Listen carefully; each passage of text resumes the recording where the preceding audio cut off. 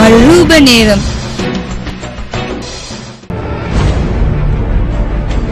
இது மகிமை பெறுகிற ஒரு நாள். தேவனுங்க மகிமை அடைய செய்ய போகிறார். இன்று கர்த்தர் உங்களுக்காக செய்கிற யுத்தத்தை பார்ப்பீர்கள். உங்கள் வாழ்க்கையில் ஒரு பெரிய மாற்றங்களை பார்ப்பீர்கள். கர்த்தர் உங்களுக்காக யுத்தம் செய்வார். நீங்கள் அமர்ந்திருந்து கர்த்தர் தெய்வம் என்பதை பார்க்கிற நேரம் வந்துவிட்டது. ஒரு மகிமையான காரியத்தை தேவன் செய்வார். இன்னைக்கு இருக்கிற பிரச்சனையில நீங்க மகிமையாய் வெற்றி பெறுவீங்க. வியாபாரத்தில் மாற்றங்களை தருவார். அடைக்கப்பட்ட கற்பங்களை திறப்பார். உங்க வீட்டில் ராஜரீக திருமணம் நடந்து இவ்விதமாய் நான் சொல்லும் பொழுது அந்த மகிமையின் இயேசு ஒரு ஆடு பார்த்ததை கொடுக்க முடியுமானால், ஆடு பார்த்ததை பிறப்பிக்க முடியுமானால், ஆடு பார்த்ததை கொடுக்க முடியுமானால், அபிஷேகம் பெற்றவர்களே, அந்நிய பாஷை பேசுகிறவர்களே, வசனம் தெரிந்தவர்களே, நீங்கள் எதை பார்க்கிறீர்களோ அதை கொடுப்பீர்கள். மகிமை வந்துட்டு உன்னை எழுப்புகிற நேரம் வந்துவிட்டது.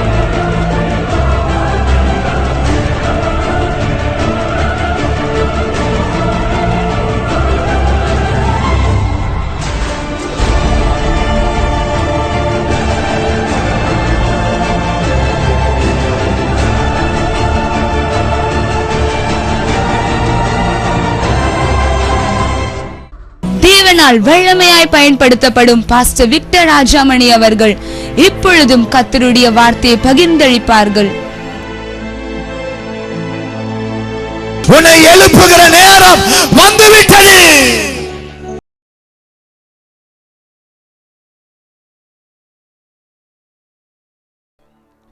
இந்த காலை பொழுதிலே நாம் ஆண்டுடைய வார்த்தைக்கு நேராக நாம் கடந்து செல்ல போகிறோம்.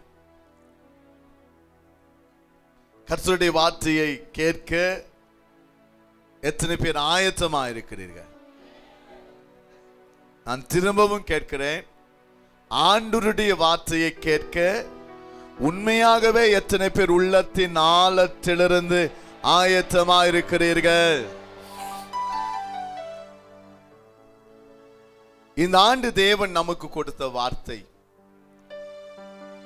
ரோமர் 8ஆம் அதிகாரம் 37ஆம் வசனத்தை மைக்கில் வாசிக்கும் பொழுது நாம் எல்லாரும் சேர்ந்து சத்தமாய் வாசிக்க போகிறோம்.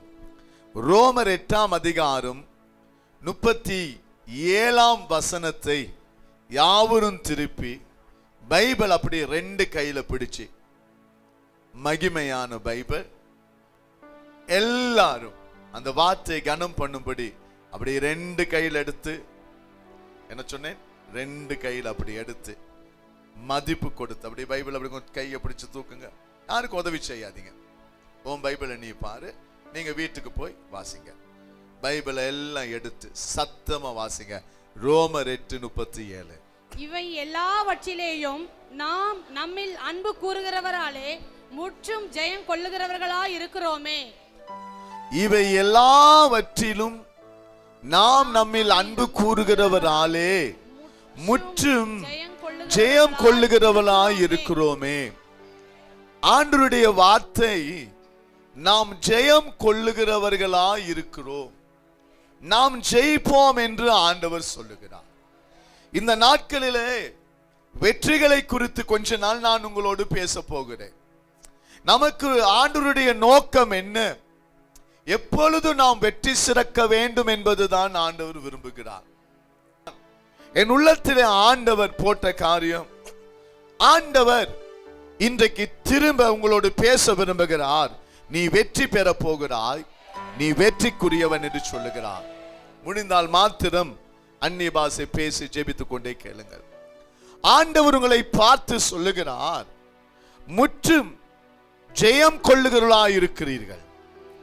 நாம் போன வாரம் பார்க்கும் போது என்ன பார்த்தோம்? எப்பொழுதும் எல்லா இடங்களிலும் அவர் வெற்றி சிறக்க பண்ணுகிறவர். எப்பொழுது ஆகிலும் அல்ல, எப்பொழுதும் வெற்றி தருவார். பேசுங்கள். எப்பொழுதும் எல்லா இடங்களிலும் எனக்கு வெற்றி கிடைக்க போகிறது. இந்த வருடம் நான் தோல்வியை உதறி அடிக்க போகிறேன். என் வாழ்க்கையில தோல்வி என்பது இல்லை. நான் போராட போகிறேன், வெற்றி பெற்றுத்தான் ஆக போகிறேன் என்கிறதை நான் தீர்மானம் பண்ணியிருக்கிறேன். நீங்கள் தான் ஆமென் சொல்லணும். உங்களுக்கு நீங்கள் தான் ஆமென் சொல்லணும். இல்லை இப்படியே வாழ்ந்துடான் இல்ல, தோல்வியை உதறி தள்ளி சவால்களை மாற்றி எல்லா சவால்களையும் வெற்றியாய் மாற்ற போகிறோம். ஆகையால் நீங்கள் வெற்றி பெறுவது உறுதி. இதையே தியானித்துக் கொண்டிருங்க. இல்ல நம்ம இப்படியே வாழ்ந்துடலாம், நம்ம கஷ்டம் அப்படி இருந்துடாதீங்க. ஐயோ நம்ம இப்படி ஏதாவது அட்ஜஸ்ட் பண்ணி வாழ்றான், இல்ல அட்ஜஸ்ட் பண்ண முடியாது. பிச்சை கேட்க முடியாது, தலை குனிய முடியாது, பிசாசு என்ன மேலோங்க முடியாது. நீங்க சொல்ல மாட்டீங்களா ஆமென் என்று? நான் சொல்லும் போது சொல்வதல்ல, நீங்களாகவே சொல்லுங்க. உங்களுடைய வாழ்க்கையில வியாதியோ பிரச்சனையோ, நான் வெற்றி பெறுவது உறுதியாகிவிட்டது. நான் வெற்றி பெறுவேன். எனக்காக ஏற்கனவே சிலுவையிலே அவர் வெற்றி சிறந்தவர். எனக்காக ஏற்கனவே ஆண்டவர் பிசாசின் தலையை நசுக்கினவர். எனக்காகவே அதிகாரங்களை உரித்து போட்டவர். எனக்காக துரைத்தனங்களை உரித்து போட்டவர். ஆகையால் ஒரு வியாதி வந்து நான் சாக தேவையில்லை, வியாதி பற்றி நான் அழிய தேவையில்லை. பேசுங்கள். அந்நிய பாஷை நல்ல சரளமா வரணும். வெற்றி ஆவிக்குள்ள போக போகுது, வார்த்தை ஆவிக்குள்ள போக போகுது. பிரதர்ஸ் எல்லாம் வெற்றி பெறணும், தொழிலில் வெற்றி பெறணும். நல்ல அந்நிய பாஷை பேச பேச பிசாசு தடுமாற போறான், பிசாசு தடுமாற போறான். ஒரு வெற்றியோடு தான் நான் வாழ போகிறேன். தோல்வியை ஏற்றுக்கொள்ள முடியாது. சொல்லுங்க, தோல்வியை என்னால் ஏற்றுக்கொள்ள முடியாது. நீங்க தான் சொல்லணும் கை தூக்கி. நான் சொல்ல முடியாது உங்களுக்காக. நீங்க அழுத்தி சொல்லுங்க, தோல்வியை என்னால் ஏற்றுக்கொள்ள முடியாது. சொல்லுங்க, பிரிவினை என்னால் ஏற்றுக்கொள்ள முடியாது.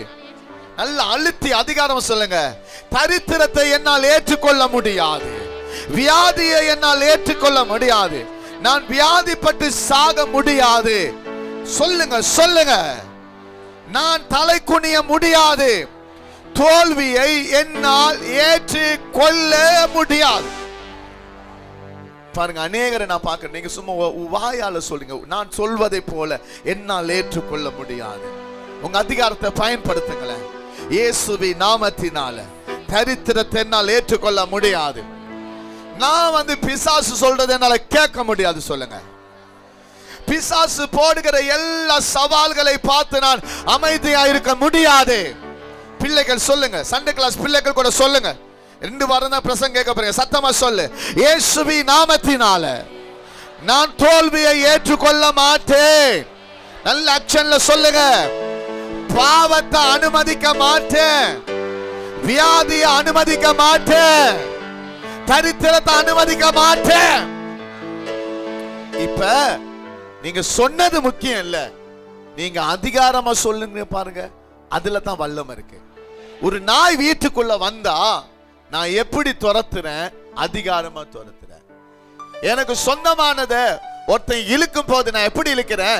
பலத்தோடு இழுக்கிறேன். அது சொல்றது முக்கியம் அல்ல, நான் சத்தமா சொல்ல போறேன். நான் தோல்விய என்னால ஏற்றுக்கொள்ள முடியாது. அப்படி நல்ல ஆக்ஷன்ல சொல்லுங்க. தோல்விய தோல்விய தரித்திரத்தை தரித்திரத்தை கஷ்டத்தை என்னால ஏற்றுக்கொள்ள முடியாது. சொல்லுங்க, ஏற்றுக்கொள்ள முடியாது, ஏற்றுக்கொள்ள முடியாது. அப்ப சிலுவை எனக்கு வெற்றியை தந்தது. இன்னைக்கு நான் பேச போகிற தலைப்பு சொல்லும் போதே பரவசம் அடையணும். கோலியாத்தை வீழ்த்துங்கள், கோலியாத்தை வீழ்த்துங்கள். நல்ல கைகளை தட்டி எனக்கு முன்னாடி இருக்கிற கோலியாத்தை, எனக்கு முன்னாடி இருக்கிற சவாலை நான் இந்த காலை பொழுதிலே வீழ்த்த போகிறேன். ஆமென். எனக்கு விரோதமாயிருந்த சத்துருவின் வல்லமைகள் வீழ்த்தப்பட போகிறது. சவால்களை வீழ்த்த போகிறேன். பிசாசை வீழ்த்த போகிறேன். அசுத்தாவிகளை வீழ்த்த போகிறேன். சத்தமாய். ஆமென். வேதத்திலிருந்து அவனை எப்படி வீழ்த்துவது என்று பார்க்க போறோம். உங்க பிரச்சனையை வீழ்த்த போறீங்க. உங்களுக்கு முன்னாடி கத்திட்டு இருக்கிறான் பாருங்க ஒருத்தன். என்னைய இல்லப்பா, நான் தான் கத்திட்டு இருக்கேன், என்னைய வீழ்த்துறேன். முன்னாடி யாரு கத்திட்டு இருக்கா? நீ தான் யா கத்திட்டு இருக்கிறா. அல்லேலூயா. உங்களுக்கு முன்னாடி யாரெல்லாம் நிக்கிறாங்களோ சத்துருக்க, அதெல்லாம் நீங்க வீழ்த்த போறீங்க. அதெல்லாம் வீழ்த்த போறீங்க. நம்ம ஜெயத்துக்காகவே பிறந்தவங்க. அல்ல ஊரெல்லாம் சொல்றாங்க, தமிழன் என்று சொல்லடா, கிறிஸ்தவன் என்று சொல்லடா, தலை நிமிர்ந்து நில்லடா. அல்லேலூயா. தூங்கினாலும் அந்த வார்த்தை தான் வருது. அல்லேலூயா. ஆவிக்குரியவன் வெற்றி பெறுகிறவன், ஆவிக்குரியவன் வெற்றி பெறுகிறவன். நான் ஆவியில நிறைந்திருக்க போகிறேன். எனக்கு விரோதமா இருக்கிற பிரச்சனைகளுக்கு ஒரு முற்றுப்புள்ளி வரணும். நல்லா தெரிஞ்சு கொள்ளுங்க. நீங்க சும்மா அதிலே வாழாதீங்க. அல்லேலூயா. அதிலே திருப்தி அடையாதீங்க. உங்க பிரச்சனை எல்லாம் கண் முன்னாடி கொண்டு வந்து நான் வெற்றி வாழ்க்கை வாழணும். ஒரு சவால் எடுக்க போறேன். எங்க தலை குனிந்தனும் அங்க தலை நிமிர போறேன். எங்க நான் விழுந்து போகணும் அங்க கர்த்தர் என்னை எழுப்ப போறாரு. நான் வெற்றியா இருக்கணும். அல்லேலூயா. நான் ஜெயிக்கணும், நான் ஜெயிக்கணும், நான் ஜெயிக்கணும், நான் ஜெயிக்கணும் சொல்லிட்டே இருங்க. நான் வெற்றி பெறணும், வெற்றி பெறணும். இப்படியே இருக்க கூடாது. அடுத்தது பிளான் பண்ணுங்க. எங்க போறீங்க, எதை செய்ய போறீங்க? இல்ல இல்ல துரத்தி தான் ஆவேன், ஜெயிச்சு தான் ஆவேன். அந்த வெறி நமக்குள்ள வரணும். சொல்லுங்க பக்கத்துல பார்த்து, வெறி வரணும் சொல்லுங்க. அது வெறியா சொல்லுங்க பார்க்கலாம். வெறியா வரணும். ஆமென். ஜெயிக்கணும் என்கிற வெறி இருக்கணும். சொல்லுங்க சொல்லுங்க. ஜெயிக்கணும் என்கிற 1 சாமுவேல் 17 அதிகாரம், 1 சாமுவேல் 17 அதிகாரம். இந்த யுத்தத்தின் ஆரம்பத்தை பார்ப்போம். 8ஆம் வசனத்திலிருந்து வாசிக்க கேட்போம். 1 சாமுவேல் 17:8. அவன் வந்து நின்று இஸ்ரவேல் சேனைகளை பார்த்து சத்தமிட்டு, நீங்கள் யுத்தத்திற்கு அணிவகுத்து நிற்கிறது என்ன? நான் பெலிஸ்தன் அல்லவா? நீங்கள் சவுலின் சேவகர் அல்லவா? உங்களில் ஒருவனை தெரிந்து கொள்ளுங்கள், அவன் என்னிடத்தில் வரட்டும். தொடர்ந்தும், அவன் என்னோட யுத்தம் பண்ணவும் என்னை கொல்லவும் சமர்த்தனானால் நாங்கள் உங்களுக்கு வேலைக்காரராயிருப்போம். நான் அவனை ஜெயித்து அவனை கொல்வேனானால் நீங்கள் எங்களுக்கு வேலைக்காரராயிருந்து எங்களை சேவிக்க வேண்டும் என்று சொல்லி, பின்னும் அந்த பெலிஸ்தன், நான் இன்றைய தினம் இஸ்ரவேலுடைய சேனைகளை நிந்தித்தேன். நாம் ஒருவரோடு ஒருவர் யுத்தம் பண்ண ஒருவனை விடுங்கள் என்று சொல்லி கொண்டு வருவான். சவுலும் இஸ்ரவேலர் அனைவரும் அந்த பெலிஸ்தனுடைய வார்த்தைகளை கேட்டு கலங்கி மிகவும் பயப்பட்டார்கள். பெத்லகேம் ஊரானாகிய சரி, இதுவரைக்கும் நான் உங்களுக்கு ஒரு சின்ன விளக்கத்தை கொடுக்கிறேன். புதிய ஜனங்கள் இருக்கிறீர்கள், கவனிங்க. பெலிஸ்தியன் ஒரு பெரிய கோலியாத், தேவனால் அங்கீகரிக்கப்படாத ஒரு ஜாதி பெலிஸ்திய ஜாதி. இப்பொழுது இவன் வந்து நிற்கிறான். நின்று தேவனுடைய பிள்ளைகளுக்கு விரோதமாய் சவால் விடுகிறான். பைபிள் வாசிக்காதீங்க, நான் உங்களுக்கு விளக்கம் சொல்லுகிறேன். என்னை பாருங்கள். என்ன சவால் விடுகிறான் தெரிந்தால் சொல்லுங்கள். அந்த பெலிஸ்தியன் சொல்லுகிறான், உங்களில் ஒருவனை தெரிந்து கொள்ளுங்கள், அவன் என்னோடு வந்து என்ன செய்யட்டும், யுத்தம் பண்ணட்டும். நீங்கள் ஜெயித்தால் நாங்கள் உங்களுக்கு வேலைக்காரர்களாக போய்விடுவோம். ஒருவேளை நான் ஜெயித்தால் நீங்கள் எனக்கு அடிமையாகவும் வேலைக்காரர்களும் மாறுவீர்கள். அப்ப ஜெயிக்கும் போது என்ன நடக்கிறது என்றால், பிசாசு ஜெயிக்கும் பொழுது நான் அவனுக்கு அடிமையாய் மாறிவிடுகிறேன். நான் ஜெயிக்கும் போது பிசாசு என் கால்களுக்கு கீழே, அந்த பிசாசு எனக்கு அடிமையாய் மாறு. அப்ப ஜெயிக்கிற ஒவ்வொரு ஜெயம் வரும் பொழுது ஜெபம் பண்ணிட்டே கேளுங்க. ஏன்னா இது உங்க வாழ்க்கையில இங்க ஜெபிக்க ஜெபிக்க வீட்டுல ஜெயம் நடக்கும். பிசாசு சொல்றான், இல்ல நான் உன்னை அடிமையா தான் வச்சிருக்கணும், உன்னை நான் வேலைக்காரனை தான் வச்சிருக்கணும். அப்ப எப்பொழுதும் நான் ஜெயிக்கணும் ஜெயிக்கணும் ஜெயிக்கணும் ஜெயிக்கணும்னு விரும்புறான். ஆனா நீ ஜெயித்தால் நாங்கள் உனக்கு அடிமையாய் வேலைக்காராய் மாறுவோம். எத்தனை நாள் சொன்னானா? எத்தனை நாள் சொன்னானா? சொல்லுங்க டக்குன்னு பதில். எத்தனை நாள் பேசிட்டு இருந்தா? 40 நாள். உடனே பதில் சொல்லுங்க. எத்தனை நாள்? கோலியாத் சவால் எத்தனை நாள்? எல்லாம் பிரதர்ஸ் சத்தமா சொல்லுங்க. 40 நாள் பேசிட்டே இருக்கணும். உள்வாங்குங்க. அதான் பைபிள் வாசிக்க வேணாம் சொன்னேன். உள்வாங்குங்க. 40 நாள் சவால்.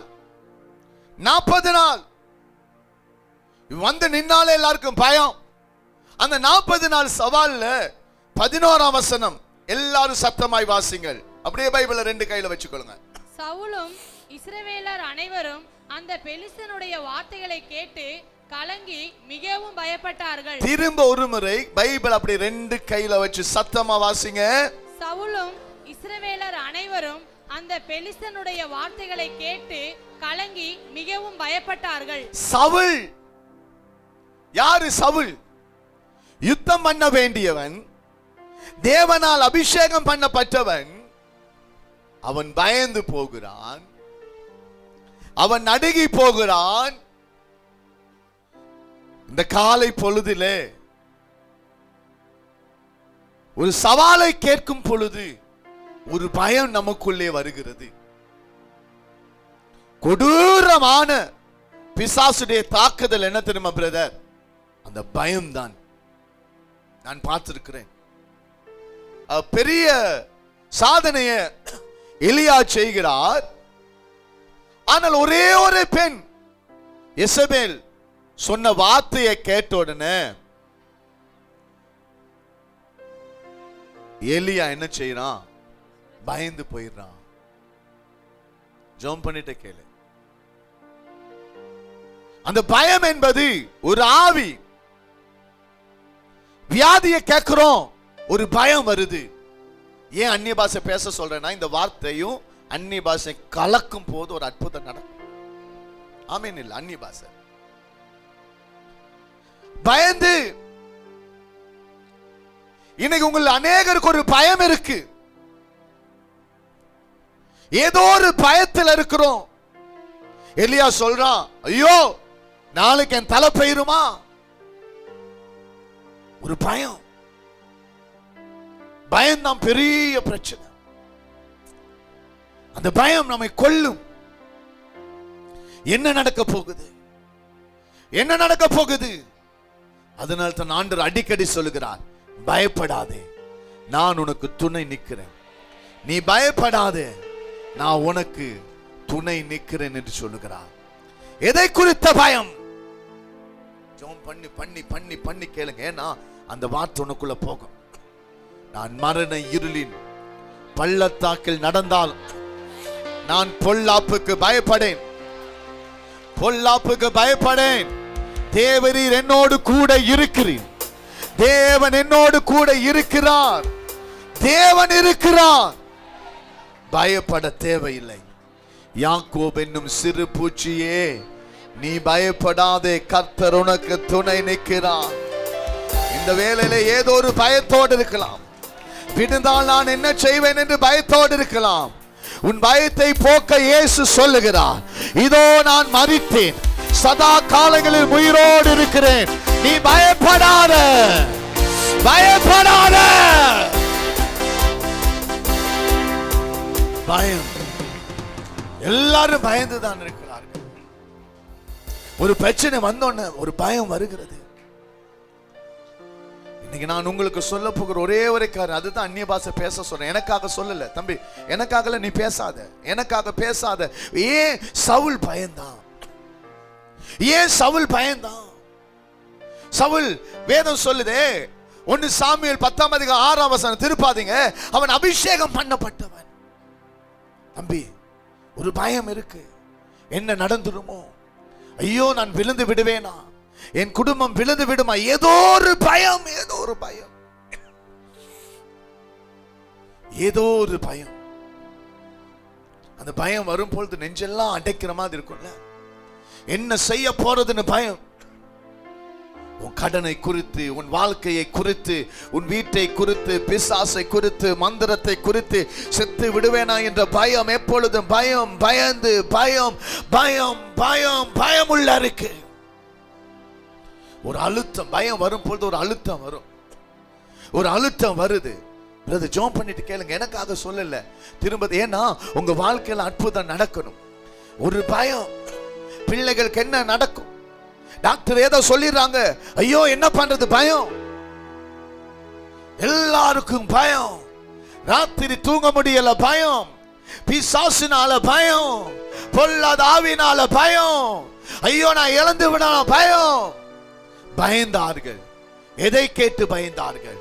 ஒரு சாத்தானுடைய, ஒரு பெலிஸ்தனுடைய ஒரு சவாலை கேட்டு. கேட்கும் போதுதான் பயம் வரும். கேட்கும் பொழுது டாக்டர் சொல்றாரு கட்டி, ஒரு பயம். டாக்டர் சொல்றாரு கிட்னி கெட்டு போயிட்டு, பயம். டாக்டர் சொல்றாரு கேன்சர் வியாதி, பயம். கேட்கும் பொழுது பயம், கேட்கும் பொழுது பயம். ஏன் அந்த பயம் வந்துச்சு? சவுலுக்கு பயம் வருது, யுத்த வீரனுக்கு பயம் வருது, யுத்த சேனைக்கு பயம் வருது. ஆனா இப்ப தாவீது அங்க வர்றான். யாரோ சிலர் அந்நிய பாஷை பேசுறீங்க, உங்க வாழ்க்கையில இன்னைக்கு நடக்க போற அற்புதத்தை பாருங்க. யுத்த வீரனுக்கு பயம் வருது, கேட்டதுனால.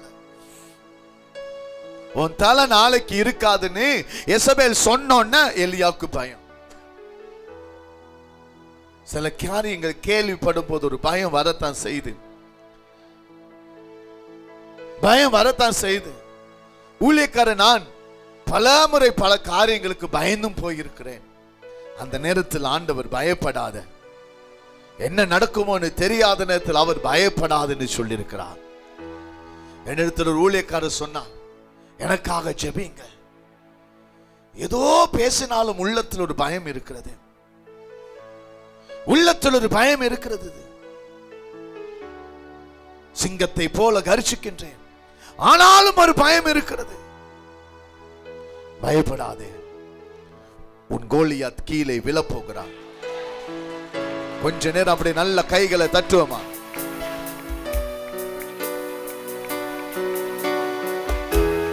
கோலியாத் கீழே விழப்போகிறான், நீ பயப்படாத. உன் கண் முன்னாடி கொண்டு வாங்க, உங்க கண் முன்னாடி கொண்டு வாங்க. நான் என்னதான் பேசினாலும் அவர் சொல்றாரு, உள்ளத்துல என் பக்கம் எல்லாம் கரெக்டா இருந்தாலும் ஒரு பயம் இருக்கு. ஏன்னா உலகம் அப்படி இருக்கு, பயம். ஒரு பயந்தொரு வாழ்க்கை. ஷாக்காத்தா, தேவன் நமக்கு ஒரு ஆவியை கொடுத்திருக்கிறார். அவர் பயத்தின் ஆவியை கொடாமல், பயத்தின் ஆவியை கொடாமல். எனக்கு ஒரு வாக்கு, கைத்தட்ட தோணுனா நல்லா கை தட்டணும், எலும்ப தோணுனா வாலிபத்தான் அடிக்கடி எழும்பணும். நீ பயப்படாத, நீ பயப்படாத.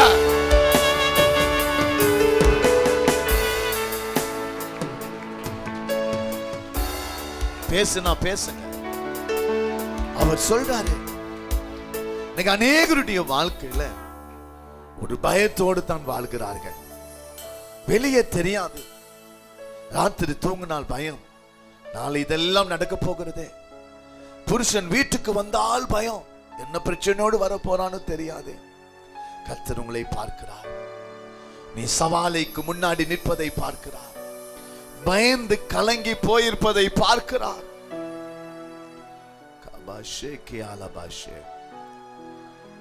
இஸ்ரவேலுடைய நிலையை முதலாவது மேலோட்டமாய் சொல்லுகிறேன். பயந்து கலங்கினார்கள். 24ஆம் வசனத்தை நான் சொன்னபடி எல்லாம் பைபிளை மடியில வைக்காம அப்படி கையில எடுத்துக்கொள்ளுங்க. நல்ல நல்ல நெஞ்சு வரைக்கும் எடுத்துக்கொள்ளுங்க. கொஞ்சம் அது கனம் பண்ணுவோம். இந்த வருஷம் பைபிளை கனம் பண்ணி சத்தமா மைக்கில் வாசிக்கும் போது 24ஆம் வசனம். இஸ்ரவேலர் எல்லாரும் அந்த மனுஷனை காணும் போது மிகவும் பயப்பட்டு அவன் முகத்துக்கு விலகி ஓடி போவார்கள். முகத்துக்கு விலகி காணும் போது ஷிபதா லேகேடேலேரே. ஏன் இஸ்ரவேல் என்றால் யாரு? தேவனுடைய பிள்ளைகள். யாரு? ஜெபிக்கிறவர்கள். தேவனுடைய பிள்ளைகளுக்கு பயம். நீங்க சொல்ல முடியாது எனக்கு எந்த பயமும் இல்லைன்னு. வியாதி வரும்போது பயம் உண்மைதான். என்னத்தான் ஆடினாலும் பாடினாலும் ஜெபிச்சாலும் என் குடும்பம் என்ன நடக்குதோ, என் பையன் என்ன ஆயிடுவானோ, என் மகன் என்ன ஆயிடுவானோ, பயம் இருக்கத்தான் செய்து. யாரும் இல்லைன்னு போய் சொல்ல முடியாது. ஏதோ ஒரு பயம். பயப்படாதீங்க, கவலைப்படாதீங்க சொன்னாலும் கூட அந்த நேரத்தில் நல்லா இருக்கு. ஆனா உள்ள ஒரு பயம் இருக்கு. உள்ள ஒரு பயம். ஆயிருமா ஆயிருமா பார்த்திருக்கத்தான் ஆயிருமா. கலங்கி தவிக்கிற உனக்கு நீங்க உங்க அபிஷேகம் தான் ஒரு அற்புதம் செய்ய போகுது.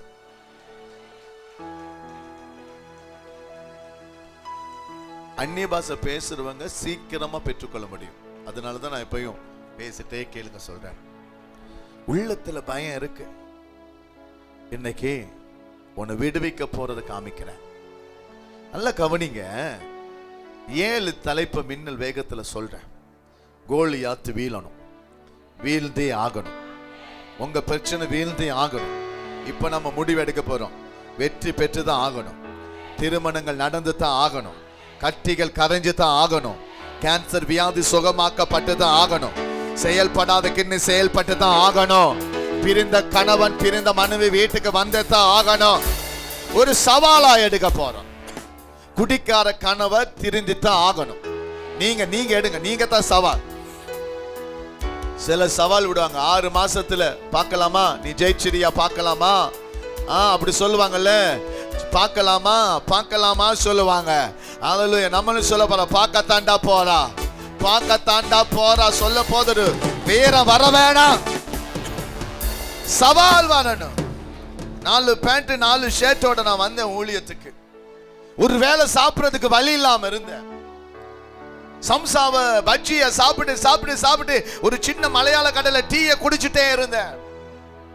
அப்பொழுது ஒருத்தர் சர்ச்சுக்கு வந்தாரு. அப்பொழுது அந்த தெருவில் தான் சர்ச் நடந்துச்சு. ஒரு 4 அடி சர்ச், மேல பெட்ஷீட், பின்னாடி டாய்லெட். எல்லாருக்கும் அந்த மேகசின்ல பார்த்துருக்கிறீங்க. அவர் வந்து கேட்டாரு, இதுவா உன் சர்ச்? வெளியே டை போட்டு பேசுறியே, இதுவா பிச்சைக்கார என்று சொல்லி உனக்கு ஒன்னால ஒரு குரங்க கூட உருவாக்க முடியாதுன்னு சொல்லி என்னை ஏளனப்படுத்தினாரு. ஒரு சவாலா எடுத்தேன். ஒரு சவாலா எடுத்தேன். எவ்வளவு பரியாசம் பண்ணப்பட முடியுமோ அவ்வளவு பரியாசம் பண்ணப்பட்டு, இரத்த வாந்தி என்றால் என்ன என்று எனக்கு தெரியும். குழந்தை இல்லை என்றால் எங்களுக்கு அதன் வழி நல்லா தெரியும். எங்களுக்கும் அப்படித்தான் குழந்தை பிறந்தது தாமதமாகிதான். பணம் இல்லை என்றால் அது அருமை எனக்கு தெரியும். ஒருவேளை சாப்பாடுக்கு வழி இல்லாமல் இருந்தது எனக்கு தெரியும். காயங்கள் தெரியும். செய்யாத குற்றத்தை செய்ததாக சொன்னார்கள், அவமானப்படுத்தினார்கள், ஏழ்மைப்படுத்தினார்கள், இழிவுபடுத்தினார்கள். அதை சவாலா எடுத்தேன். அதை மைக்கை எடுத்து நான் சத்தமாய் பேசவில்லை. இந்த யுத்தத்தை நான் தாவீதை போல மாற்றிக்கொண்டேன். எனக்கு எல்லா வழியும் தெரியும். உயர்ந்தவர்கள் என்னை தாழ்த்தினது தெரியும். கூட இருந்தவர்கள் என்னை குத்தினது தெரியும். என்னோடு பந்தியிலே சாப்பிட்டவர்கள் எனக்கு விரோதமாய் பேசினது எனக்கு தெரியும். என்னோடு நடந்தவர்கள் என்னோடு இப்பொழுது இல்லை எனக்கு தெரியும். நான் படாத, நீங்க நினைக்கலாம் பாஸ்டர் நல்லா இருக்கிறாரு, எனக்கு காயம் என்றால் என்ன தெரியும், அவமானம் என்றால் என்ன தெரியும், குற்றச்சாட்டு என்றால் என்ன தெரியும், பொய் சொன்னார்கள் அது எனக்கு தெரியும், கேவலப்பட்டது அவமானப்பட்டது எனக்கு தெரியும். ஒரு நாள் கூட மைக்கில் நான் இப்படி வாழ்கிறேன் என்று சொன்னதில்லை. அதெல்லாம் தாண்டி இன்றைக்கு வெற்றி வாழ்க்கை வாழ்வதற்கு காரணம் என்ன தெரியுமா? எங்கள் குடும்பம் தலை நின்று நிற்பதற்கு காரணம் என்ன தெரியுமா? ஒரு தாவீது வருகிறான். தாவீது இதெல்லாம் கேட்டோன்னு சவுல் பயப்படுறாரு. ஏன் தாவீது பயப்படவில்லை? எல்லாரும் 1 சாமுவேல் 17ஆம் அதிகாரம் சொல்லுங்க. 1 சாமுவேல் 17ஆம் அதிகாரம். நான் எப்பொழுதும் பிரதர்ஸுடைய சத்தம் வந்தா அது பேஸா இருக்கும், அழகாவும் இருக்கும். 1 சாமுவேல் 17ஆம் அதிகாரம். தம்பி சொல்லு, 1 சாமுவேல் 17ஆம் அதிகாரம். அன்னைக்கு ஃபுல்லா வீட்டுக்கு போய் நிதானமா வாசிங்க. திரும்ப கோலியாத்தை குறித்து கேட்ட உங்களுக்கு தெரியணும். கோலியாத்தை குறித்து கேட்ட உங்களுக்கு தெரியணும். ஒரு டீச்சர் கிளாஸ்ல கேட்டாங்களாம், கோலியாத்தை யாரு கல்லால அடிச்சது? கோலியாத்தை யாரு கல்லால அடிச்சது? அப்பொழுது ஒரு பையன் சொன்னா, எனக்கு கோலியாத்தை நான் பார்க்கல, அவனை நான் கல்லால அடிக்கல.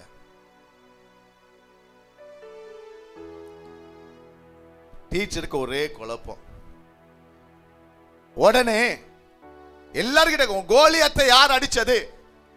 நிச்சயமா சார், நான் கல்லே எடுக்கல, நான் அவன் அடிக்கல. ஒரே வருத்தம். ஹெட் மாஸ்டர் கிட்ட போய் சொன்னாங்களாம், கோலியாத்தை அடிச்சு வீழ்த்தினது கல்லால யாருன்னு கேட்டாலும் ஒருத்தனும் சொல்ல மாட்டேங்கிறானே, இப்படி இருக்கிறாங்களே. அப்ப ஹெட் மாஸ்டர் சொன்னாரா, நம்ம கிளாஸ் பசங்கள நல்ல பசங்க, அவங்க ஒருத்தனும் கல் எடுத்து அடிக்கிற பழக்கமே இல்லைன்னு சொன்னாங்க.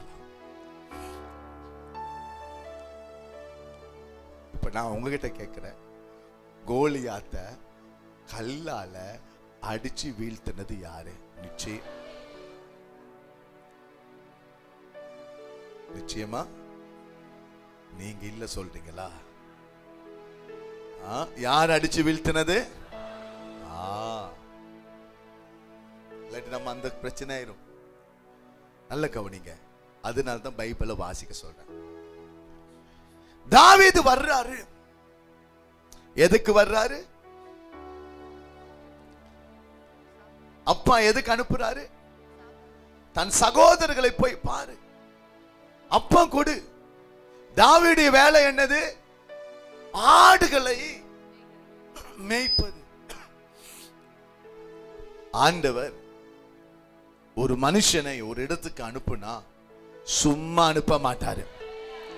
இந்த கெத்செமனே சபைக்கு நீங்க வந்தீங்க பாருங்க, எத்தனையோ சபையை தாண்டி தாண்டி தாண்டி தான் வந்தீங்க. இந்த சபை கட்டிடமா இருக்கும் போது பலர் வந்திருக்கிறீங்க. ஆனா இந்த சபை குடிசையில இருக்கும் போது வந்தவங்க இருக்கிறீங்கல்ல, ஓலை குடிசையில இருக்கும் பொழுது,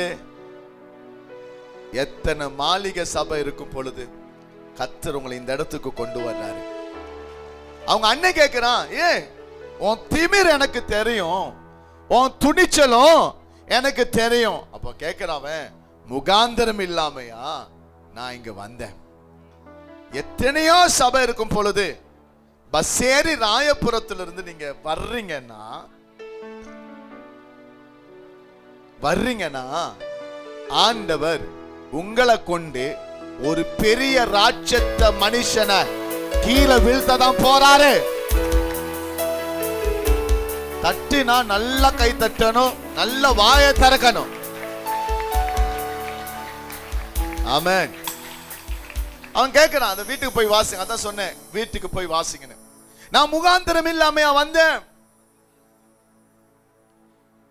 தாவீது கேட்கிறான். இப்ப கவனிங்க, 25ஆம் வசனத்தை எல்லாரும் வாசிங்க. அந்நேரத்திலே இஸ்ரவேலர் வந்து நிற்கிற அந்த மனுஷனை கண்டீர்களா? இஸ்ரவேலை நிந்திக்க வந்து நிற்கிறான். இவனை கொல்லுகிறவன் எவனோ அவனை ராஜா மிகவும் ஐஸ்வர்யவானாக்கி அவனுக்கு தம்முடைய குமாரத்தியை தந்து அவன் தகப்பன் வீட்டாருக்கு இஸ்ரவேலிலே சர்வ மானியம் கொடுப்பார் என்றார்கள். அப்பொழுது தாவீது தன் அண்டையிலே நிற்கிறவர்களை பார்த்து, இந்த பெலிஸ்தனை கொன்று இஸ்ரவேலுக்கு நேரிட்ட நிந்தையை நீக்குகிறவனுக்கு என்ன செய்யப்படும்? ஜீவனுள்ள தேவனுடைய இப்ப பாருங்க, ஜீவனுள்ள தேவனுடைய சேனைகளை நிந்திக்கிறதற்கு விருத்த சேதனம் இல்லாத இந்த பெலிஸ்தன் எம்மாத்திரம். ஏன் சவுலுக்கு வராத ஒரு தைரியம் தாவீதுக்கு வருதுன்னா, தாவீது அவன் என்னன்னா பைபிள முழுக்க சொல்லுகிறது என்னன்னா, அவர் என் தலையை எண்ணெயால் அபிஷேகம் பண்ணுகிறார், என் பாத்திரம் நிரம்பி வழிகிறது. நல்ல கை தட்டி, கர்த்தரின் மேய்ப்பராயிருக்கிறார், நான் தாழ்ச்சி அடையே, அவர் என்னை புல்லுள்ள இடங்களில் மேய்க்கிறார், என்னை அமர்ந்த தண்ணீரண்டை கொண்டு போய் விடுகிறார். ஓ ராகா பேரே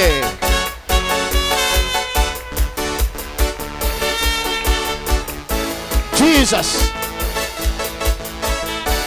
தாவீதுக்கு வந்த வேகம் அது அபிஷேகம். இந்த காலை பொழுதிலே பயந்து இருக்கிற உனக்கு கர்த்தர் தரப்போகிற அபிஷேகத்தை பெற்றுக்கொள், பெற்றுக்கொள். உன் வியாதியை தோற்கடிக்க போகிறார், உன் வியாதியை கொல்ல போகிறார். இதை நான் பின்னாடி பார்க்கிறேன். அநேகரால் நிற்க முடியல. பெற்றுக்கொள் அபிஷேகத்தை, புதிய வல்லமை. உன் கேன்சருக்கு மேல உனக்கு ஒரு அதிகாரம் வருது.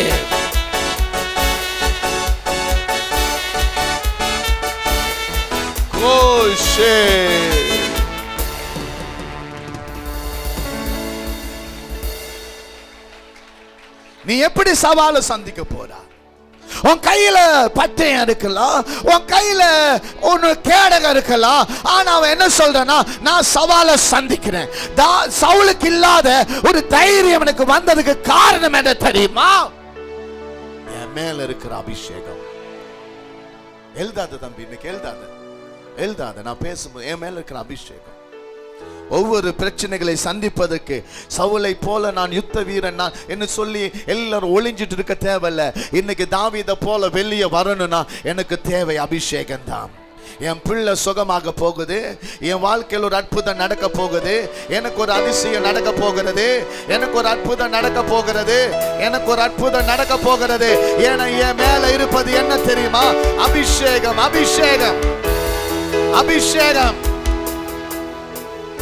என் தலையை அவர் எண்ணெயால் அபிஷேகம் பண்ணுகிறார்.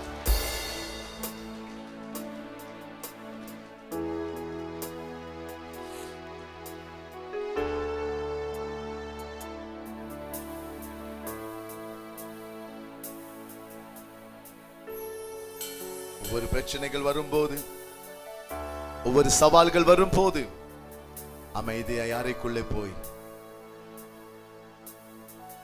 கர்த்தரின் மேய்ப்பராயிருக்கிறார், நான் தாழ்ச்சி அடையேன், அவர் என்னை புல்லுள்ள இடங்களில் கொண்டு போய் என்னை அமர்ந்த தண்ணீரண்டை கொண்டு போய் விடுகிறார், என் ஆத்துமாவை தேற்றுகிறார், அவர் என்னை நீதியின் பாதையிலே நடத்துகிறார். மரண இருளின் பள்ளத்தாக்கில் நடந்தாலும் நான் பொல்லாப்புக்கு பயப்படேன், தேவரீர் என்னோடு கூட இருக்கிறேன், உமது கோலும் உமது தடியும் என்னை தேற்றும், என் தலையை நீர் எண்ணெயால் அபிஷேகம் பண்ணுகிறது, என் பாத்திரம் நிரம்பி வழிகிறது. யாருக்கு ஒருத்தருக்கு கர்த்தர் இந்த வார்த்தை திரும்ப சொல்ல போகிறார்.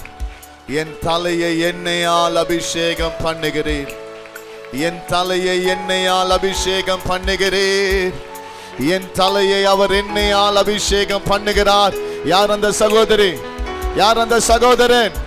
என் தலையை எண்ணெயால் அபிஷேகம் பண்ணுகிறார், என் தலையை எண்ணெயால் அபிஷேகம் பண்ணுகிறார்.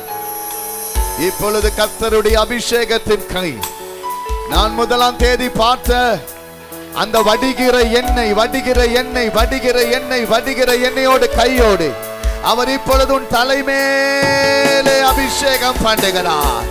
ஒரு புதிய வல்லமையை தருகிறார். உன் சவாலை சந்திப்பதற்காக, உன் வியாபார தோல்வியை சந்திப்பதற்காக. வாலிப தங்கச்சோ முகத்தில் அந்த எண்ணெய் படுது, பெற்றுக்கொள்ளி போல.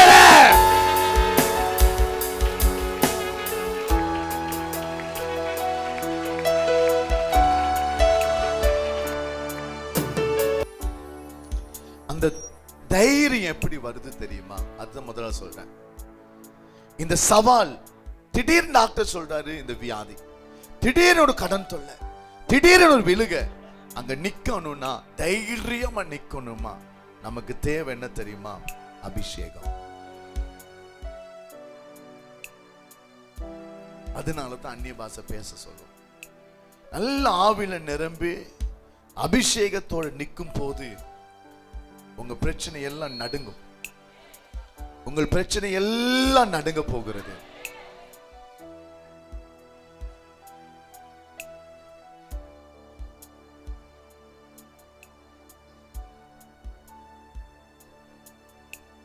தைரிய வார்த்தை வெம்மாத்தனம். யாருடா யாரு? அந்த தைரியம் எதுக்கு தைரியம் வர்றது காரணம் என்னன்னா, அவன் தலைமையில் இருந்த ஒரு அபிஷேகம். இந்த காலை வேளையில உங்க மேல இருக்கிற அபிஷேகம் தான், உங்க மேல இருக்கிற வல்லமை தான் சகல கோலியாத்தை வீழ்த்துவதற்கு ஒரு தைரியத்தை தரப்போகுது. நீங்க தைரியமா போகணும். நீங்க தைரியமா இருங்க. உங்க பிள்ளைகளை பிசாசு தொட முடியாது. உங்க குடும்பத்தை பிசாசு தொட முடியாது. உங்க வாழ்க்கையை பிசாசு தொட முடியாது. தைரியமா இருக்க போறீங்க. ஏன் உங்க மேல காண்டாம் மிருகத்துக்கு ஒத்த பலனை தர்றாரு. அவர் என் தலையை எண்ணெயால் அபிஷேகம் பண்ணுகிறார்.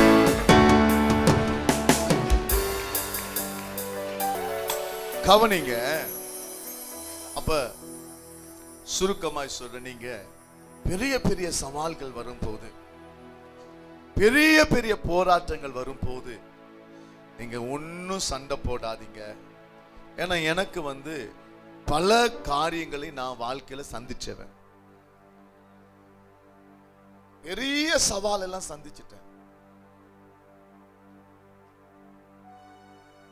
மரணத்தின் விளிம்பு வரைக்கும் போனவன். அப்பொழுதெல்லாம் நான் செய்தது ஒன்றுதான். என் அறையில அந்நிய பாஷை பேசினேன். அந்நிய பாஷை பேசினேன். அந்நிய பாஷை பேசுகிறவன் அவன் தேவனோடு பேசுகிறான். அத எத்தனையோ காரியம் வந்த போது நான் ஆர்ப்பரிப்பது இல்லை, நான் சபையிலே செய்வதில்லை. உங்களுக்கு சொல்லுகிறேன், பல வியாதிகள், பல பிரச்சனைகள், பண பிரச்சனைகள், போராட்டங்கள், அவமானங்கள், நிந்தைகள் எல்லாம் உங்களுக்கு வரும் போதெல்லாம் அதை எதிர் நிற்பதற்கு சவுலால் முடியல. ஏன்னா அதுக்கு முன்னாடி சொல்லப்படுது அதிகாரத்துல, சவுலுக்கு ஒரு அசுத்த ஆவி, ஆனால் இவனுக்குள் தேவ ஆவியிலே நிரப்பப்படுகிறான். ஏதோ ஒரு நாள் அல்ல, ஒவ்வொரு நாளும் நிரப்பப்படுங்க. என் வீட்டுல எப்பொழுதும் அமைதி, எப்பொழுதும் அந்நிய பாஷை. ஏன்னா அதுதான் நம்மளை தைரியப்படுத்துகிறது. வேற யாரு நமக்கு இருக்கிறா? அவ்வளோ சோர்ந்து போயிருப்பீர்கள். நம்மை தைரியப்படுத்த அந்த அபிஷேகம், நம்ம உன் மேல இருக்கிற அபிஷேகம் பிள்ளைகள் எல்லாம் கேட்கணும். உங்க பெற்றோர்களுக்காக அந்த அபிஷேகத்தை தாரும். இன்னைக்கு நான் ஒண்ணு சொல்றேன் பாருங்க, இவ்வளவு நாள் உங்களை அழுத்தி இருந்த பயத்தை கர்த்தருடைய ஆவியானது உடைக்க போறாரு. இன்னைக்கு இந்த இடத்தை விட்டு போகும் பொழுது அழுத்தத்தோட, அதாவது ஒரு அழுத்தம், எப்படி ஒரு அழுத்தம் வருதோ அந்த அழுத்தம் நீங்கிறத தான் ஆவியான சொல்றாரு. நான் 7 தலைப்பு வச்சிருக்கிறேன், அதெல்லாம் பேசணும் அவசியம் இல்லை. ஆனா எனக்கு ஒண்ணு திரும்ப திரும்ப சொல்றாரு, ஏதோ ஒரு பயத்தோட, அதாவது ஒரு ஒன்னும் சொல்ல முடியாத ஒரு பயத்தோட நீங்க சிலர் இருக்கிறீங்க. அந்த பயம் வரும் பொழுது ஏதோ ஒரு அழுத்தம், அந்த உள்ள சிரிக்க முடியல, நரம்பெல்லாம் சிலருக்கு எரியிற மாதிரி இருக்கு. சில நேரம் யாரும் சிலர் சொல்றீங்க, நரம்பெல்லாம் எனக்கு அது ஏதோ பத்திர மாதிரியே இருக்குன்னு.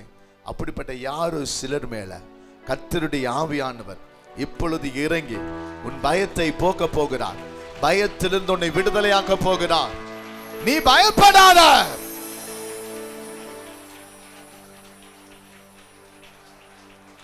காபா ஷேகே டேலே ரேகே டேலே ரேகே டேலே ரேமே கோட்டோ லோலோ லிமா மாக்கா டேலே. எங்கேயோ சூனியம் செஞ்சா கூட நீ பயப்படாத. இப்ப நீங்க சாப்பிடுறீங்க, சூனியம் செஞ்சு அனுப்பிட்டாங்க, உங்களுக்கு தெரியாம நீங்க சாப்பிட்டுட்டீங்க.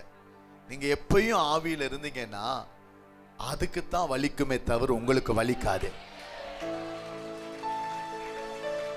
பயப்படாதீங்க. ஐயோ சாப்பிட்டுட்டேன்னா நீ எப்பயும் ஆவியில், அதான் சொன்னேன், அந்நிய பாஷை பேசு பேசு பேசு பேசு.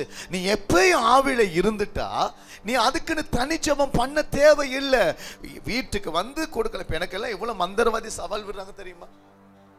நேற்று ராத்திரி கூட ஒரு மந்திரவாதி எனக்கு ஒரு சவால் விட்டான். இவ்வளோ சவால், உன்னை கொல்லுவேன். நேற்று நான் அப்பொழுதுதான் எல்லாம் பைபிள்லாம் வாசிச்சு எல்லாம் எழுதிட்டு வந்து தூங்கணும் உடனே கண்ணை மூடணும்னு ஒரு மந்திரவாதி. அதுக்கு நான் ஐயோ உடனே பார்த்துட்டேன்னு சொல்லி முட்டி போட மாட்டேன், திரும்ப போத்திட்டு தூங்கினேன். ஏன்னா ஏற்கனவே என் மேல அபிஷேகம் இருக்கு. இவனுக்காகலாம் டைம் வேஸ்ட் பண்ண தேவையில்லை. அவன் மந்திரம் செய்யறான். எப்பொழுதும் ஆண்டவரோட இருந்தா அவன் மோதி பார்த்தா அவன் தான் விழுவானே தவிர நான் விழ முடியாது. அதாவது என்ன சொல்ல வரேன்னா, என் வாழ்க்கையை நான் சரி செஞ்சேன், ஆண்டவரோட இருக்கிறேன், நான் ஜெபம் பண்றேன். முடிந்த வரைக்கும் சனிக்கிழமை வந்து நான் எங்கேயும் போக மாட்டேன். யாராவது பிரீச்சர் இங்க பேசுறாங்க சண்டேனா அன்னைக்கு தான் போவேன். மற்றபடி முடிஞ்ச வரைக்கும் வந்து ஒரு கடைக்கு போறது கூட அவாய்ட் பண்ணிட்டு வீட்டிலே இருந்து பைபிளை வாசிக்கிறது, அந்நிய பாஷை பேசுறது.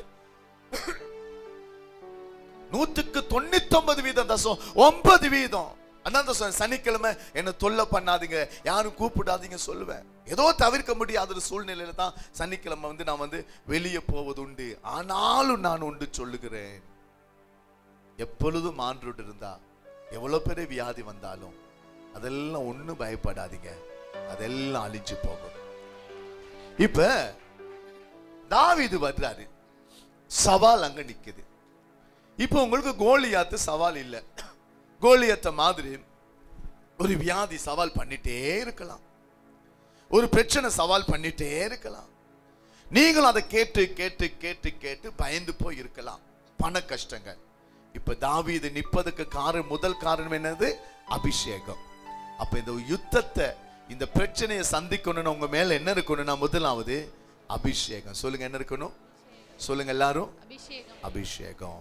உங்களுக்காக பாஸ்டர் அந்நிய பாஷை பேச முடியாது. ஒன்னும் பதறாதீங்க, ஒன்னும் தலை போகாது, ஒன்னும் நடக்காது. உங்க பாட்டுல நீங்க ஆண்டரோட இருந்து நல்லா வாழுங்க, அதெல்லாம் தானாகவே எல்லாம் வந்து சேர்ந்துட்டே தான் இருக்கும். முதலாவது இவன் சொன்னது என்னது? பைபிளை திரும்ப கையில் எடுத்துக்கொள்ளுங்க. 26ஆம் வசனத்தை நீங்க வாசிங்க சத்தமா, நடுவுல. அதாவது ஜீவனுள்ள தேவனுடைய சேனைகளை நிந்திக்கிறது, ஜீவனுள்ள தேவனுடைய சேனைகளை நிந்திக்கிறதற்கு விருத்த சேதனம் இல்லாத இந்த பெலிஸ்தன் எம்மாத்திரம் என்றான். தாவீது எப்படி பார்க்கறானா இந்த சேனைய, நாங்கெல்லாம் சாதாரண மனிதர் இல்லப்பா. ஒரு முறை ரட்சிக்கப்பட்டு விருத்த சேதனம் பண்ண பிறகு நாங்க யாருடைய சேனையா மாறுறோம்னா, எங்க அப்பா தளபதியா இருக்கிறாரு, நாங்க அவருடைய சேனையா இருக்கிறோம். இப்ப யாராவது உங்களை நிந்தித்தா, உங்களை நிந்திக்க இல்ல, நான் என்ன சொல்லுவேன்னா, என் சபைக்கு விரோதமா யாராவது எழுவனா பிசா செல்வனா, தேவனுடைய சேனையை நிந்திப்பதற்கு நீங்க தேவனுடைய சேனை, நீங்கள் தேவனுடைய சேனை. ஆமென் சொல்லுங்களேன். நீங்க சாதாரண மனிதன் அல்ல, நீங்கள் தேவாதி தேவனுடைய சேனைகளின் கர்த்தருடைய பிள்ளைகளா இருக்கிறீங்க. அப்ப வந்தானே பார்க்கிறான், எப்படி விருத்த சேதனம் இல்லாத இவன் எம்மாத்திரம். அந்த வார்த்தையை ஒரு 3 முறை அழுத்துங்க. என்னது? விருத்த சேதனம் இல்லாத இவன். திரும்ப சொல்லுங்க. விருத்த சேதனம் இல்லாத இந்த பெலிஸ்தன் எம்மாத்திரம். விருத்த சேதனம் இல்லாத இந்த பெலிஸ்தன் எம்மாத்திரம். அப்ப நிந்தித்தது யாரு? விருத்த சேதனம் இல்லாதவங்க. அப்ப யுத்தத்தில் இருக்கிறது யாரு? விருத்த சேதனம் பண்ணினவங்க. அப்ப விருத்த சேதனம் பண்ணினாங்க. அப்ப விருத்த சேதனம் பழைய ஏற்பாடுல விருத்த சேதனம், புதிய ஏற்பாடுல கிறிஸ்துவுக்கு பிறகு அந்த விருத்த சேதனம் நிறுத்தப்படுகிறது. இயேசு விருத்த சேதனம் பண்ணப்பட்டார், நியாயப்பிரமாண காலத்தில் இருந்தார். விருத்த சேதனம் என்றால் ஹல்லேலூயா, அவன் என்ன விருத்த சேதனம் செய்யும் பொழுது அவன் தேவனுக்கு அர்ப்பணமாக்கப்படுகிறார். இன்னைக்கு நான் விருத்த சேதத்தினால் அர்ப்பணமாக்கப்படல, கலாத்தில இருக்குது. ஆனா இப்ப அவருடைய கல்வாரி சிலுவையினால நான் அவருக்கு அர்ப்பணமாக்கப்பட்டேன். எரேமியால சொல்லும் போது சொல்லுது, விருத்த சேதனம் கர்த்தருக்கென்று அவன் பண்ணி கொள்ளுகிறான். அப்ப எப்ப விருத்த சேதனம் பண்ணுகிறானோ அப்பொழுது அவன் யாருக்காய் மாறுகிறான்? கர்த்தருக்காக கர்த்தருக்கு அர்ப்பணிக்கப்பட்டவன். மூணாவது கர்த்தரோடு இணைக்கப்பட்டவன். விருத்த சேதனுக்கு 3 அர்த்தம். கர்த்தருக்கு அர்ப்பணிக்கப்பட்டவன், கர்த்தருக்கென்று அர்ப்பணிக்கப்பட்டவன், கர்த்தருக்கென்று, அடுத்தது கர்த்தருக்காக இணைக்கப்பட்டவன், கர்த்தரோடு இணைக்கப்பட்டவன். இந்த 3 உள்ளவன். உங்கள் பைபிளை காமிக்க நேரம் இல்லை, கலாத்தில கொலைசவசிங்க. இப்ப விருத்த சேதனம் ஒன்றும் இல்லைன்னு பைபிள் இருக்கு. அவன் விருத்த சேதனம் பண்ணாதவன் நான் யாரு? சத்தமா சொல்லுங்களேன். இப்ப நான் ஒரு விருத்த சேதனம் சொல்ல போறேன். பைபிள்ல பல விருத்த சேதனம் இருக்கு. ஆவிக்கிற சேதனம், காதுகள் விருத்த சேதனம், இருதயம் விருத்த சேதனம் இருக்கு. ஒரே ஒரு விருத்த சேதனம் சொல்றேன். இப்ப யார் அவனை ஜெயிக்க முடியும்னா விருத்த சேதனம் உள்ளவன் தான் ஜெயிக்க முடியும். இப்ப நான் விருத்த சேதனம் உள்ளவனா மாற போறேன். அல்லேலூயா. விருத்த சேதனம் உங்களுக்கு தெரியும். பிலிப்பியர் புத்தகம் 3 எடுங்க. 3ல இருந்து 3 எல்லாரும் அழகா பைபிளை கையில மீண்டும் ஒரு தூக்குங்க பார்க்கலாம். மடியில இருந்து கையில எடுங்க. அல்லேலூயா. 3ஆம் அதிகாரம் 3ஆம் வசனம் வேகமா. பக்கம் 272. ஏனெனில் மாம்சத்தின் மேல் நம்பிக்கையா இராமல் ஆவியினாலே தேவனுக்கு ஆராதனை செய்து கிறிஸ்து இயேசுவுக்குள் மேன்மை பாராட்டுகிற நாமே விருத்த சேதனம். யாரு விருத்த சேதனம் பண்ணவட்ட? இல்ல மாம்சத்தின் மேல் நம்பிக்கையா இராமல். அப்ப விருத்த சேதனம் எதுல பண்றாங்க? மாம்சத்துல பண்ணுகிறார்கள்.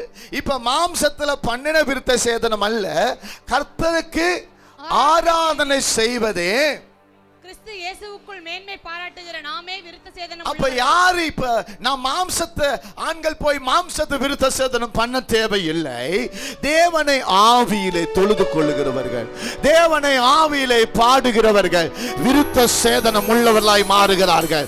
அப்ப நான் இப்ப விருத்த சேதனம் உள்ள நான் கோலியாத்தை எதிர்க்க போகிறேன். அப்ப விருத்த சேதனம் இல்லாதவன் யாரு? கர்த்தரை ஆவியிலே ஆராதனை செய்யாதவன். கவனிக்கிறீங்களா? நீங்க பாடுகிற ஒவ்வொரு நிமிடமும், நீங்கள் பாடுகிற ஒவ்வொரு நிமிஷமும், அந்நிய பாஷை பேசுகிற ஒவ்வொரு நிமிஷமும், நீங்கள் கர்த்தரை துதிக்கிற ஒவ்வொரு நிமிஷமும், நீங்கள் யாரு தெரியுமா? ஆவியிலே ஆராதனை பண்ணுகிறவர்கள் தான் விருத்த சேதனம் உள்ளவர்கள். இப்ப அவர்கள் தான் கோலியாத்தை பார்க்க போகிறார்கள். கோலியாத்தை பார்த்து சவால் விட போகிறார்கள். முதலாவது நீங்க சொல்ல போறீங்க, நீ எம்மாத்திரம் பிசாசே, இந்த வியாதி எம்மாத்திரம், இந்த கடன் தொல்லை எம்மாத்திரம். யாரு சொல்ல முடியும் என்றால் யாரு விருத்த சேதனம் உள்ளவங்க? திரும்ப ஒரு வாசி, திரும்ப ஒரு முறை.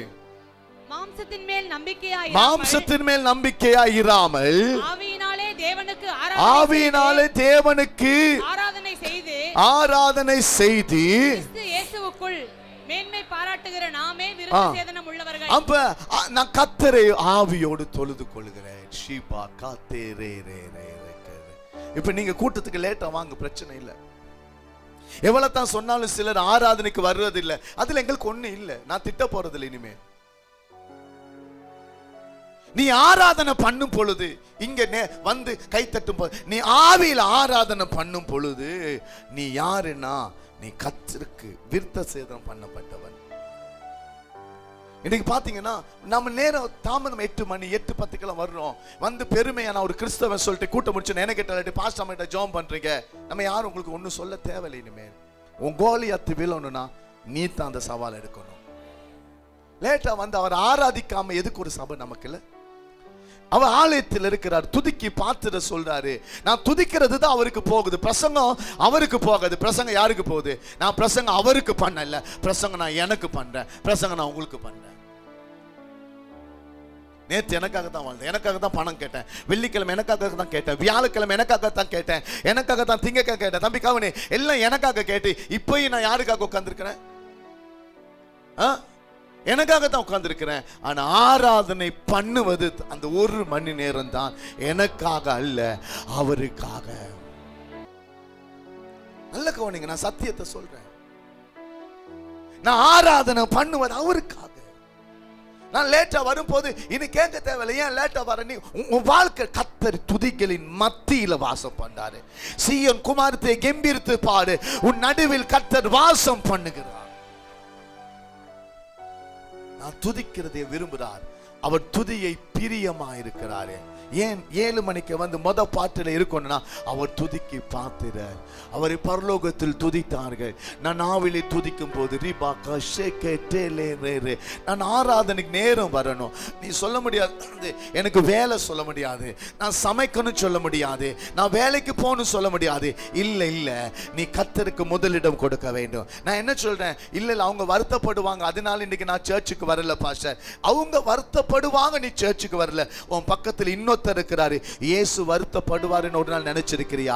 உன்னை ராத்திரியெல்லாம் தூங்க வச்சு அழகு பார்த்தாலே எப்படி உங்களால ஆண்டவருக்கு பாடாம இருக்க முடியுது? அவரை தொழுது கொள்ளுவது. அவர் சொல்றாரு, அவரை தொழுது கொள்ளும் போதெல்லாம், அவரை பாடும் போதெல்லாம், அவரை தொழுது கொள்ளும் போதெல்லாம், பிரசங்கம் கேட்கும் போதல்ல, அவரை தொழுது கொள்ளும் போதெல்லாம். அந்த பாட்டு நம்ம பாடினோமே, ஆண்டவரை ஆராதித்தோமே, அவரை ஆராதிக்கும் போதெல்லாம் அவர் நமக்கு சமீபமா இருப்பதை போல வேறே அவரை இவ்வளவு சமீபமாய் கொண்ட வேறே பெரிய ஜாதி அது. தம்பி, நீ பாடும் பொழுது தெய்வமே உன் பக்கத்துக்கு வருகிறார்.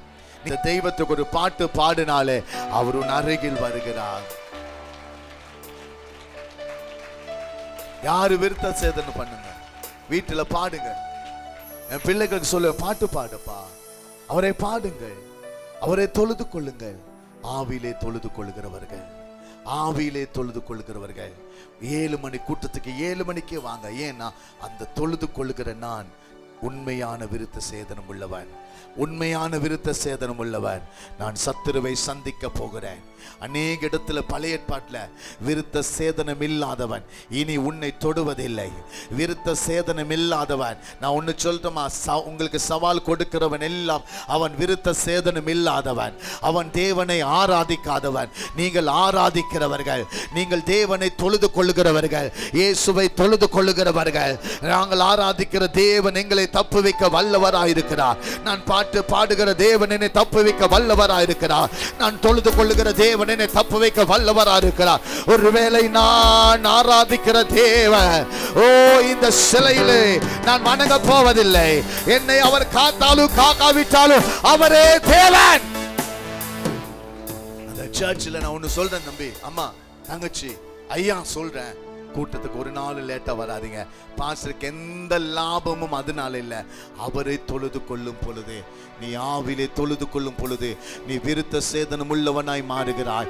அவனை பார்த்து சொல்லுகிற, கோலியாத்தே, இன்னைக்கு ஏன் கையால தான் உனக்கு சாவு. இதுல இருந்து ஒரு தீர்மானம் எடுத்துக்கொள்ள போறேன். எல்லா கூடுகைக்கும் நான் சரியான நேரத்துக்கு வந்து கர்த்தரை ஆராதிக்க போறேன். ஆராதனை பண்ணும் போது தேவன் பிரியமா இருக்கிறாராம். இப்ப நீங்க பிரசங்க யாருக்கு கேட்குறீங்க? சத்தமா சொல்லுங்க, வேகமா சொல்லி முடிப்போம். இன்னும் 10 நிமிஷத்துக்கு வேகமா சொல்லுங்க. யாருக்கு? இப்ப மைக்ல சத்தமா சொல்லுமா. எனக்காக கேட்கிறேன். இப்ப கூட்டம் முடிச்சோன்னா ஜெபிக்கிறது யாருக்காக? எனக்காக தான் செய்யறேன். ஆனா நீங்க காலையில வந்து அவர் ஆராதிக்கிறீங்க பாருங்களேன், அவரை தொழுது கொள்கிறீர் பாருங்களேன், அவரை நமஸ்கரிக்கிறீங்க பாருங்களேன், அவரை தொழுது கொள்றீங்களே, அவரை பார்த்து கிருபையே கிருபையே மாறாத நல்ல கிருபையே, உடைக்கப்பட்ட நேரத்தில் எல்லாம் என்னை உருவாக்கிய கிருபையே, உடைக்கப்பட்ட நேரத்தில் எல்லாம்.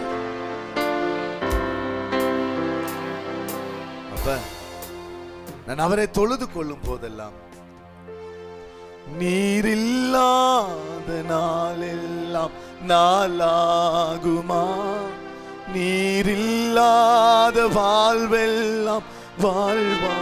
பாடுங்க. நீரில்லாத நாளெல்லாம்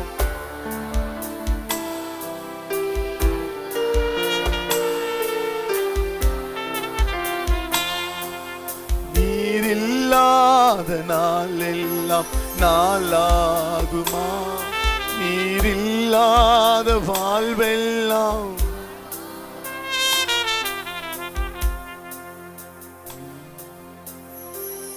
அவரை தொழுது கொள்ளும் போது, அவரை தொழுது கொள்ளும் போது ஆசையெல்லாம்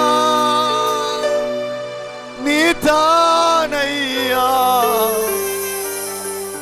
தேவையெல்லாம் நீதானையா, ஆசையெல்லாம்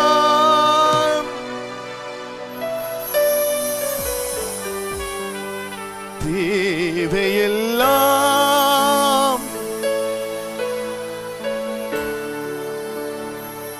ரட்சகரே இயேசுநாதா,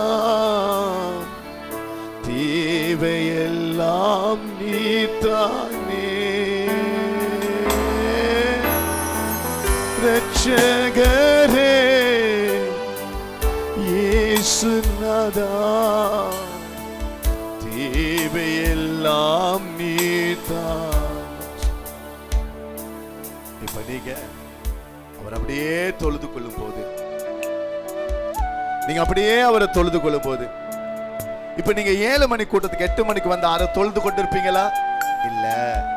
அவரை பாடி இருப்பீங்களா? இல்ல. தம்பி, நீ சர்ச்சுக்கு நேரமே வரும் போதெல்லாம் நீ அப்பாவை கனப்படுத்துற. அவரை நீ தொழுது கொள்ளும் பொழுது ஆவிலே ஆராதனை பண்ணுகிறவர்கள் தான் அவர்கள் விருத்த சேதனம் உள்ளவர்கள். அவர்கள் தான் சத்துருவை சந்திக்க போகிறார்கள்.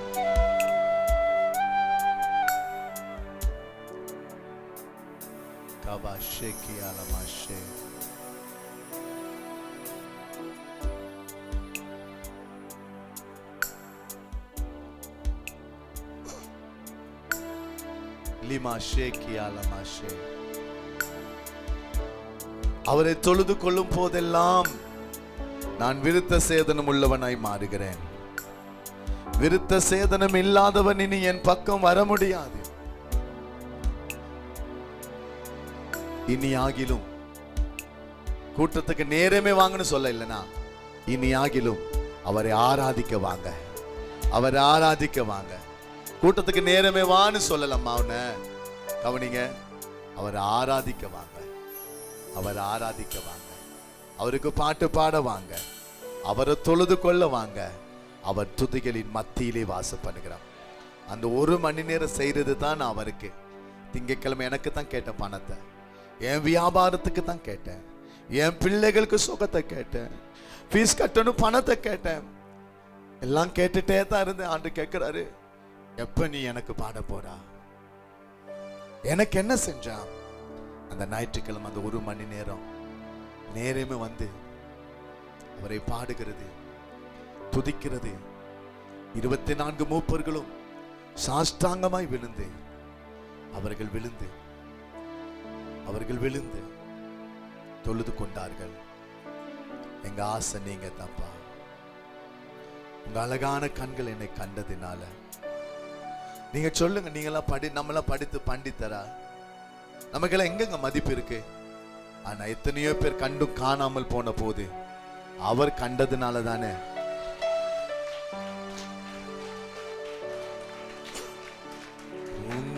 அழகான கண்கள் என்னை கண்டதாலே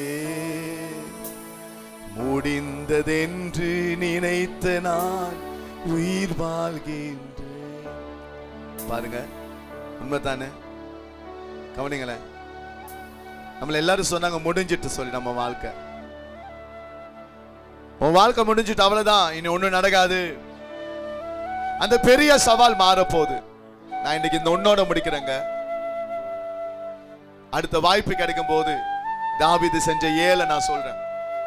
மொத காரியம் பிரதர், நான் விருத்த சேதனம் உள்ளவனா மாறணும். என் விருத்த சேதனம் மாம்சத்தில் இல்ல. அங்க என்ன சொல்றது? மாம்சத்தின் மேல் நம்பிக்கை வையாமல், மாம்சத்தில் பெருமை பாராட்டாமல், ஆவியில தேவனை ஆராதிப்பவர்கள். 4ஆம் வசனம் இவனமாய் சொல்லுது, மாம்சத்தின் மேல் நம்பிக்கை வைக்க வேண்டுமானால் நானும் வைக்கலாம். வேறொருவன் மாம்சத்தின் மேல் நம்பிக்கையாயிருக்க நினைத்தால் நான் அதிகமாய் நினைக்கலாம். ஏன்னா நான் 8ஆம் நாளிலே விருத்த சேதனம் பண்ணப்பட்டவன். விருத்த சேதனம் நான் எனக்கு பண்ணுனாங்க சொல்றான். குழந்தையா இருக்கும் போது எனக்கு விருத்த சேதனம் பண்ணுனாங்க. மாம்சத்துல பெருமை பாராட்டதப்பா. நீ உன் மாம்சத்தை உயர்த்தாதப்பா. கவனிக்கல, உனக்கு பணம் இருக்குன்னு உயர்த்தாத. உன் பேர் மாம்சம், அதான் ஆவி மாம்சம் ஆவி மாம்சம்னு பேசிட்டே இருந்தவன் ஓ மாம்சத்தை சொல்லாத. நான் யாரு தெரியும், நான் இப்படிதான் வருவேன், நான் இப்படிதான் இருப்பேன் சொல்லி சபையில உன் மாம்சத்தை நீ காமிக்காத. நான் யாரு தெரியுமான்னு காமிக்காத. நீ அதெல்லாம் மறந்து ஆவியில் அவர் ஆராதியப்பா. உன் நம்பிக்கை மாம்சத்து மேல பணத்து மேல வைக்காத. நான் எழும்பிடுவேன், நான் அப்படிப்பட்ட ஆட்கள் இப்படியாக்க, எனக்கு ஆளை தெரியும், இவனை தெரியும், அவனை தெரியும், நான் இப்படி. உன் மாம்சத்துல எல்லாம் நம்பிக்கை வைக்காதப்பா. சர்ச்சுக்கு வந்தோடனே உன் கிரீடத்தை கீழே வச்சிரு. சர்ச்சுக்கு வந்தோடனே நான் தான் ராஜா, என்னத்தான் நீ ஆராதிக்கணும், நான் தான் வானத்தை படைத்தவர். மாம்சத்து மேல் நம்பிக்கை வைக்க, மாம்சத்தை பேசாத. நாங்க யாரு தெரியுமா, வேண்டாங்க. நான் நேர்மை வா நேர்மை வானா எனக்கு ஒண்ணுமே இல்லை. நீ கத்தர் ஆற. உன் மாம்சத்துல நம்பிக்கை வைக்காம நான் இப்படித்தான் என் மாம்சம் வரும், 8 மணி தான் வரும், 9 மணி தான் வரும் இல்லம்மா. உன் மாம்சத்தெல்லாம் சிலுவையில் அரைஞ்சிட்டு அப்பாவுக்காக நீ வாவேன். அவரை நீ ஆராதனை பண்ண, வேற ஒண்ணும் வேணாமா. சர்ச்சில் வந்து நீங்க நேர்மை வர்றதுனால ஆண்டவர் சர்ச்சுக்கு உடனே ஏதோ பணம் தருவேன் சொல்லல. நான் நேர்மை வரும்போது முதலாவது என்ன செய்யறேன்னா அவரை மதிக்கிறேன். I respect him. அவரை நான் மதிக்கிறேன். நான் ஒரு வேலைக்கு நேரமே போக போக அந்த ஓனரை நான் மதிக்கிறேன். லேட்டாக போக சொல்லும் போது நான் ஒருத்தர் இருக்கிறேன், நீ என்னை மதிக்காம போயிட்டு இருக்க சொல்லு. நான் போது அவரை கனம் பண்ணுகிறேன். என்னை கனம் பண்ணுகிறவனை அவர் கனம் பண்ணுவார்.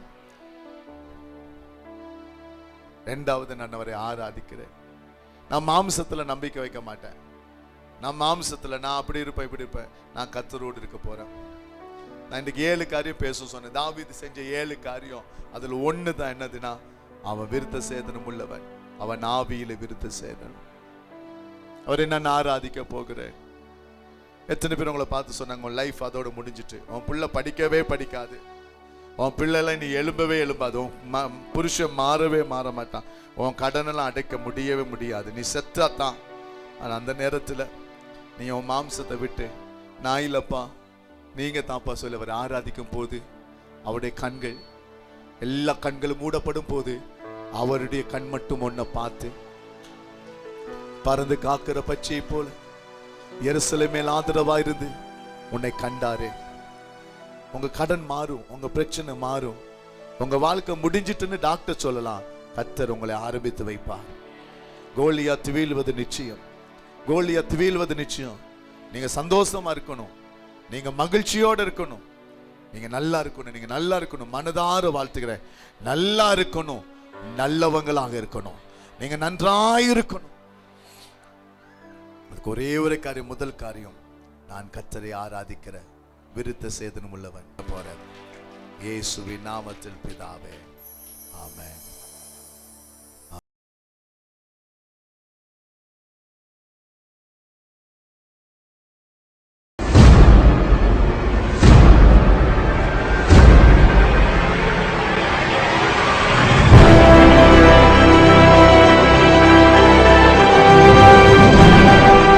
எங்கள் முகவரி கெத்சமனே பூரண சுவிசேஷ சபை, 40C அப்பர் சாமி கோயில் தெரு, 5வது சந்து, தேரடி, திருவொற்றியூர், சென்னை 19. எங்கள் தொலைபேசி எண் 00914425734648 மற்றும் 00914464577744. Our address, Gethsemane Full Gospel Church, 40C Upper Sami Koil Street, 5th Lane, Theradi, Thiruvuttiur, Chennai 19. Our phone number 00914425734648, 00914464577744.